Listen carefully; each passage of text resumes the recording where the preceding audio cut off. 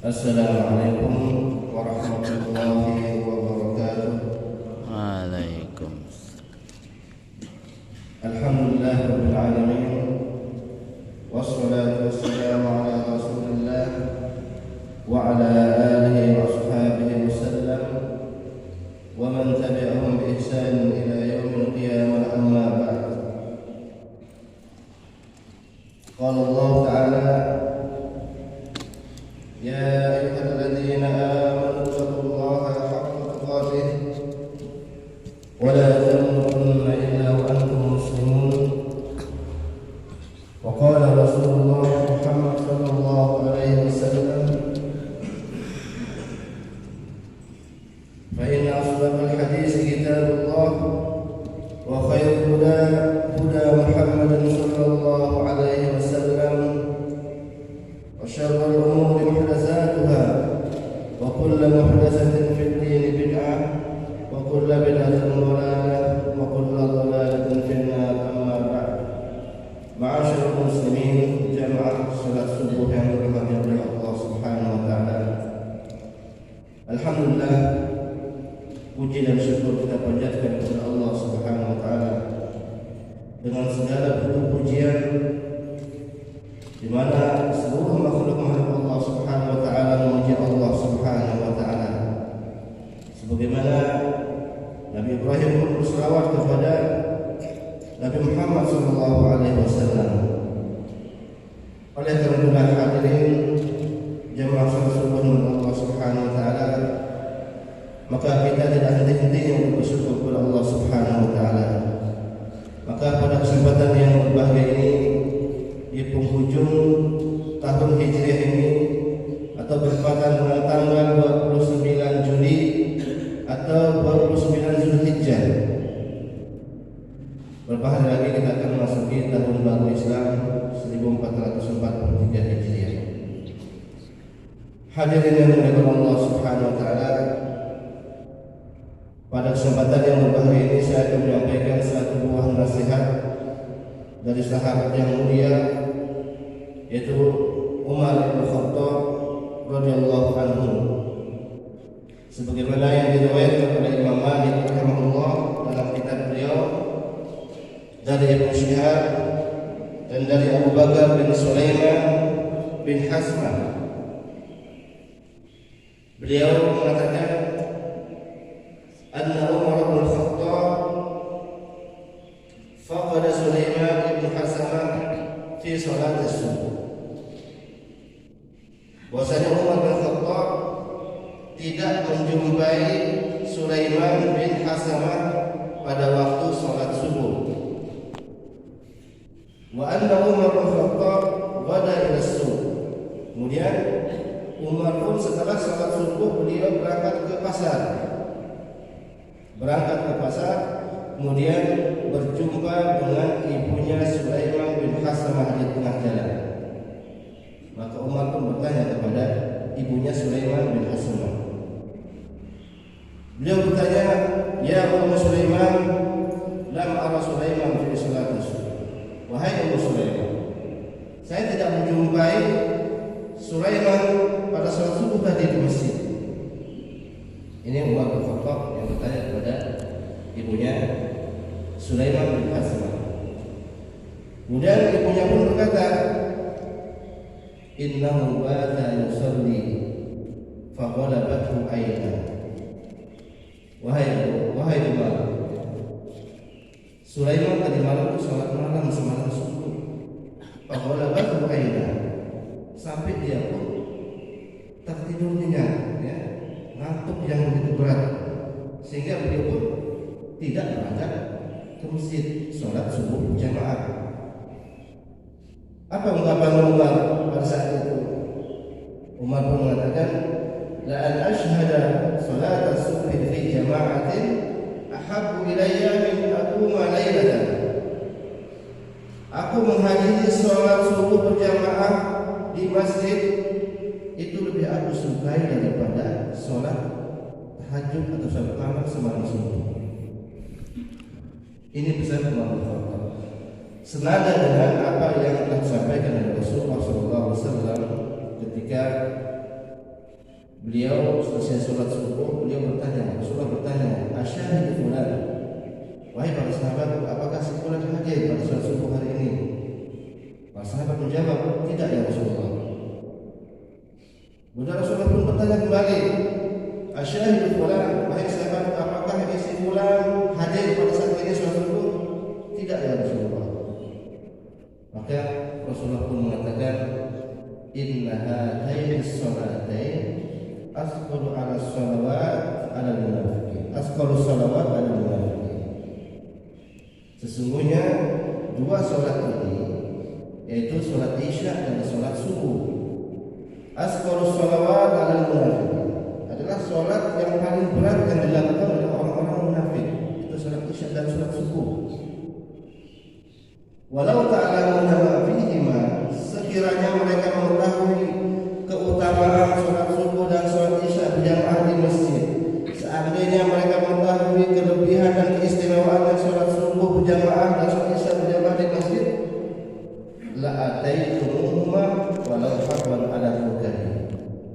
Misalnya mereka akan mendatangi sholat jamaah tersebut, sholat subuh berjamaah tersebut dan sholat isya berjamaah meskipun dengan cara merangkak. Seandainya mereka mengetahui kebaikan-kebaikan yang ada di dalam sholat berjamaah tersebut. Ya, ini pesan yang disampaikan oleh Rasulullah SAW, dan Umar pun demikian. Padahal beliau akrab dengan Sulaiman bin Hasan. Cuma kebetulan pada saat itu Sulaiman tidak sholat subuh, bukan tidak sholat ya, tidak berangkat berjamaah ke masjid, dikarenakan tadi malam sholat malam semalam subuh. Nah, makanya Umar bin Khattab pun mengatakan bahwa meskipun kita sholat malam, jangan menjadikan alasan untuk tidak sholat berjamaah di masjid. Makanya Umar bin Khattab mengatakan, ahabbu ilayya min aqum lailatan, aku lebih suka sholat berjamaah di masjid, sholat subuh, daripada sholat tahajud atau sholat malam semalam suntuk. Inilah yang pesan yang disampaikan oleh Umar bin Khattab. Kemudian sebagaimana yang disebutkan dalam hadis lain, mana Rasulullah SAW bersabda, man shalla isya fi jama'atin faka'annama shalla nisfal lail. Barang siapa yang sholat isya berjamaah, maka seakan-akan dia sholat setengah malam, ya, setengah malam. Ya. Kalau dia berangkat ke masjid sholat isya berjamaah, maka seakan-akan dia sholat setengah malam.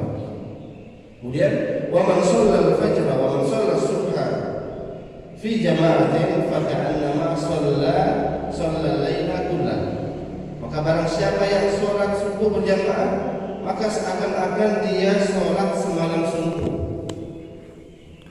Makanya Umar bin Khattab lebih mengutamakan sholat subuh berjamaah daripada sholat malam semalam suntuk. Bukan berarti Umar tidak sholat malam, ya. Umar bukan berarti tidak sholat malam atau sholat tahajud. Beliau sholat tahajud, cuma tidak jadikan alasan untuk meninggalkan sholat berjamaah di masjid. Akan tetapi jika dalam kondisi seperti itu, kira-kira kalau kita sholat malam kemudian kita terlambat sholat subuh atau terlambat berjamaah sholat subuh, bahkan ada juga yang sholat subuhnya digabung dengan sholat duha dan kelewatan juga, ya. Makanya Umar lebih mendahulukan sholat subuh berjamaah karena itu lebih afdal, lebih mulia. Karena alasannya tadi, man shalla subha fi jama'atin faka'annama shalla al-laila kullah. Barang siapa yang sholat subuh berjamaah, maka seakan-akan dia sholat semalam suntuk. Luar biasa, ya. Belum lagi qobliyahnya, 2 rakaat sebelum subuh, pahalanya luar biasa. Rakaatai fajri khairun minad dunya wa ma fiha. 2 rakaat sebelum sholat subuh atau qobliyah subuh itu lebih baik daripada dunia dan seisinya. Apalagi sholat subuhnya, ya.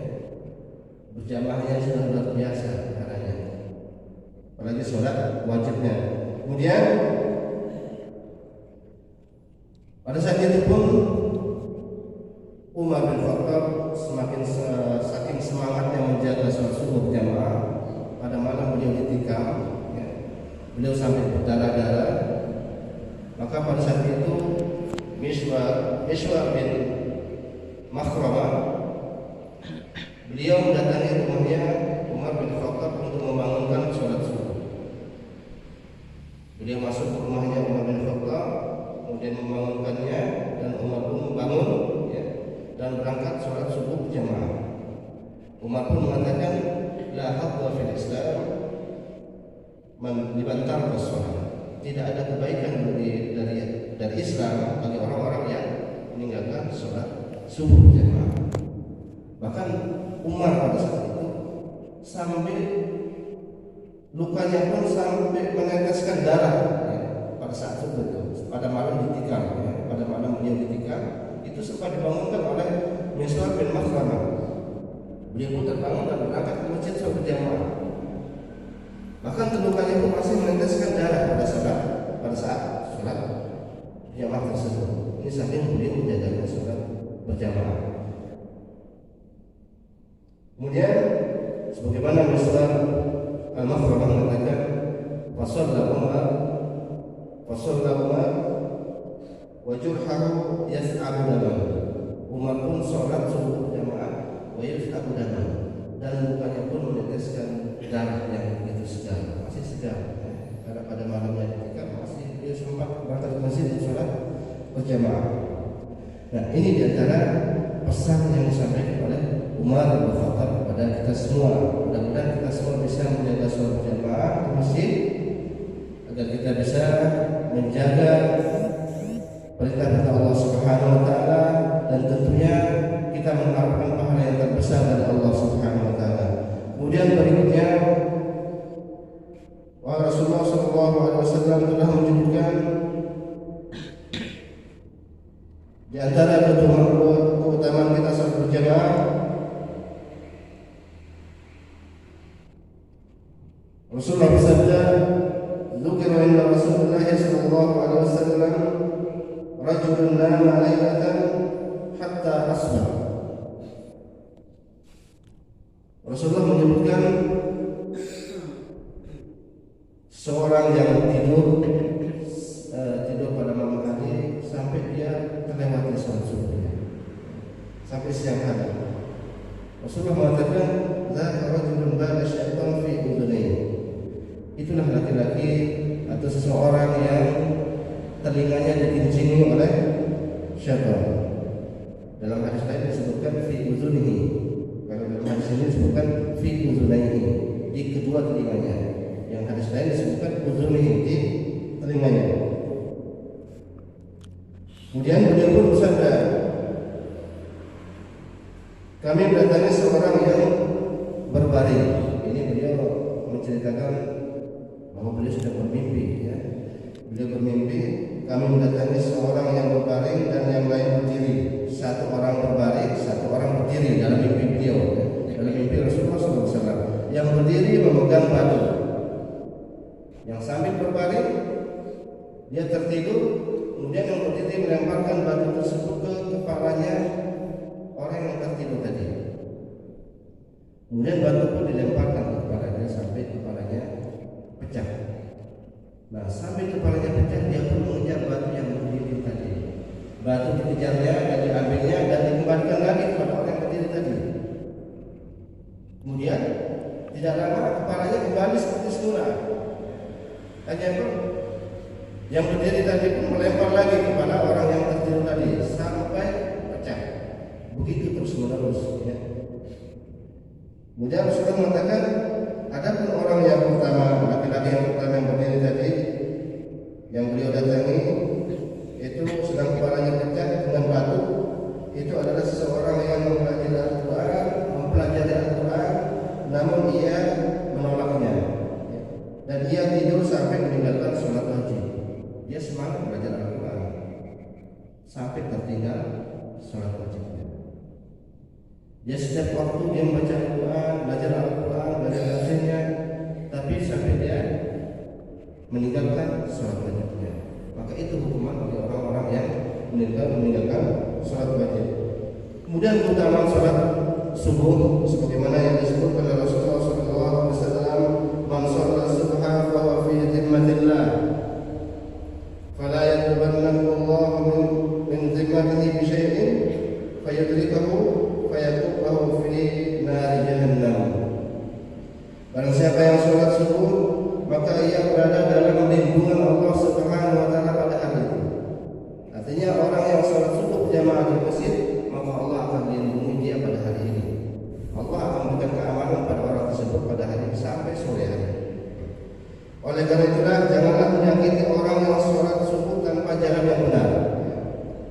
Jika tidak, Allah Subhanahu wa taala akan menyiksanya dengan menundukkannya di atas wajahnya di dalam neraka jahanam. Ini balasan bagi orang yang mengganggu atau menghalangi orang-orang yang ingin berangkat sholat ke masjid, sholat subuh. Ya, ada orang yang merintangi jalan, perjalanan, atau mungkin ada orang yang membunuh orang yang sholat ke masjid pada sholat subuh. Alhamdulillah. Kemudian Rasulullah SAW bersabda, "Man shallal bardain dakhala al-jannah." Barang siapa salat al-bardain. Bardain ini salat subuh dan salat asar. Salat subuh dan salat asar. Itu bardain. Barang siapa yang salat bardain dakhala al-jannah, dia akan masuk surga. Kemudian kenapa salat subuh dan salat asar disebut sebagai salat bardain? Karena pada waktu subuh itu berkumpulnya para malaikat siang hari. Para malaikat siang hari, dan waktu asar itu waktunya berkumpul para malaikat malam hari. Jadi pada waktu tersebut kedua malaikat tersebut berkumpul untuk mencatat amal-amal seluruh hambanya, seluruh hamba Allah Subhanahu wa taala. Itulah yang dimaksud dalam firman Allah Subhanahu wa taala, "Wa Qur'an al-fajri inna Qur'an al-fajri kana mashhuda." Sesungguhnya salat subuh itu disaksikan oleh para malaikat, yaitu para malaikat malam dan para malaikat siang. Kemudian dalam hadis lain Rasulullah SAW bersabda, "La yarjanna ahadun shalla qabla tulu'i syamsi wa qabla al-ghurub." Tidak akan masuk neraka, tidak akan masuk neraka orang yang sholat sebelum terbitnya matahari, yaitu sholat subuh, wa qabla ghurubiha, dan orang yang sholat sebelum tenggelamnya matahari, yaitu sholat asar. Jadi tidak akan masuk neraka orang yang sholat subuh dan orang yang sholat asar. Tentunya sebagaimana yang disebutkan oleh ulama, bahwa sholat tersebut harus secara rutin dijaga jamaahnya agar kita terhindar dari azab dan nerakanya Allah Subhanahu wa taala. Semoga Allah Subhanahu wa taala memberikan kita taufik sehingga kita bisa senantiasa mendirikan sholat berjamaah kapanpun, dimanapun, sehingga